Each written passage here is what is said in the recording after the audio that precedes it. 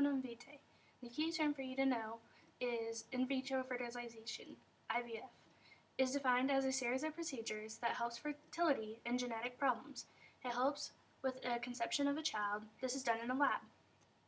The thesis. If a child are the supreme gift of God, we should not treat them like objects. The important stuff. All about the supreme gift of God. Everyone from the moment of conception to birth has a right to live. The child has a right to its dignity and nature. A child is not an object we can use for scientific research that will harm the child. If research is done for the child, it has to be for the betterment of the child, not for the harm of the child. The child should be treated with the rights of human, body and soul, from the moment of conception to death, which is chosen by God, not by the doctors. Doctors aren't always right. Doctors and scientists have a right to do research on the child if it benefits the child, not if it harms it. Doctors and scientists do not have the right to interfere with God's creation, such as embryo research or in vitro fertilization, which is helping the parent have a child not through the natural way. Doctors and scientists have to think about the moral values of each individual person. That includes in married couples. So if it harms married couples or does not go against or goes against the will of the parents, then it is harming the child also. They don't have the right to say when we should be joining the Father. Only God has the right to tell us when it's time, not the doctors or the scientists. The parental rights. Marriage has not been completely sealed till a child is born. The spouses should become parents only if each other wants to give themselves unselfishly to each other, not just because. Parents have a right to protect their child for harmful tests or studies. So that means protecting them so they don't have to be studied that's going to harm them, but if it will help them, then it's okay. If one of the parents are sterile, they are called to do the work of God in other means. That's adoption, going to kindergarten, playing with kids, being teachers, helping any way out with kids, or giving back to the community what God has given them. Conception. Artificial conception, when it replaces the conjugal act, is wrong in the sense of a man and woman not giving themselves to each other. That means that the science or any tests come into play, like in vitro fertilization, then it's not natural and it's wrong.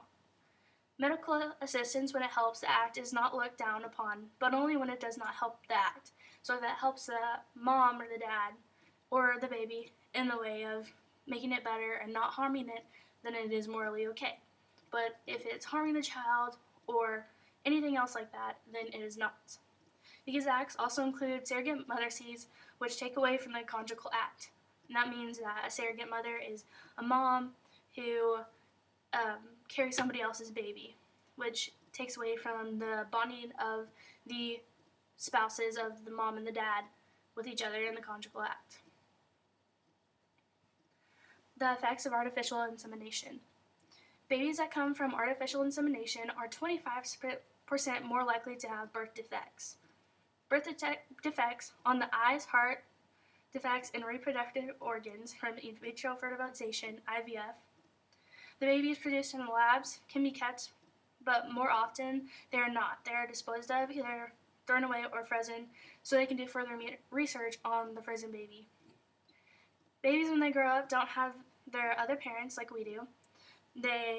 If they're in the lab, they don't really know who their real parents are or where they came from. And we shouldn't treat the kids like they're anything else besides a child. The parents can become sterile after treatments from the inseminations. That means they can't have any more kids, or to some effect the experiments did something to their body. Birth control is included in this, which causes harm to a woman's body. It can cause her to be sterile, it can cause the baby to have birth defects, it can cause her numerous problems besides that. The controversies that are relevant today, the Hobby Lobby did not want to pay for the Affordable Care Act, which included birth control, because they didn't think it was right.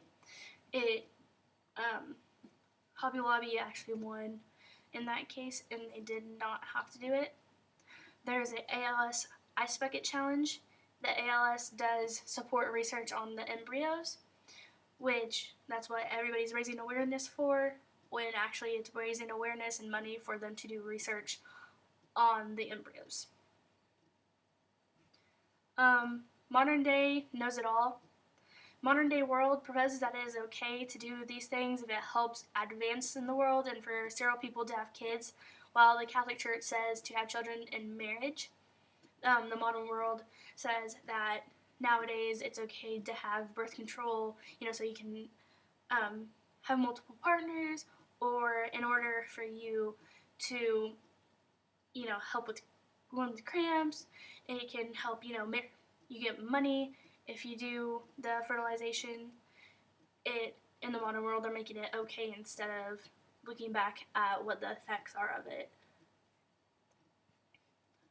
The citation in the diocesan curriculum is under conception, marriage, chastity, and reproductive technology. Under conception, it says that conception should be between a woman and a man, not in a lab or any other means of coming from the outside of the marriage to inside of it if it's going to take away from the conjugal act. Marriage, it talks about how they should have kids in the marriage, not outside the marriage with the help of like a surrogate mother or any other thing like that. Chastity, stay away from it.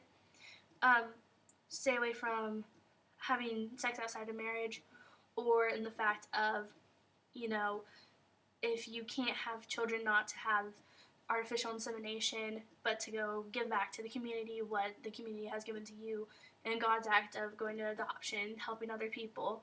And if you're not married, to stay chaste and save it for marriage. Their reproductive technology, that's where they're talking about the IVFs, the labs, all the testing on the embryos, how the embryos and parents will go to the labs for research instead of finding other means of helping them become parents. So overall, Dona Vitae is about the gift of life. It's about how we should not use artificial insemination, how they should not do research on embryos because it can hurt or harm them, unless it's for the betterment of the embryo and helping the embryo find out what's wrong with it, then it is okay.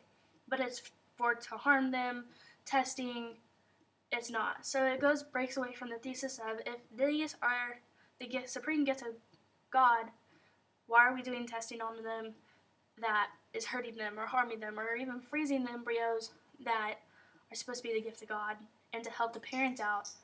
And it's taking away from the conjugal act and what should be the bonding thing between a man and a woman.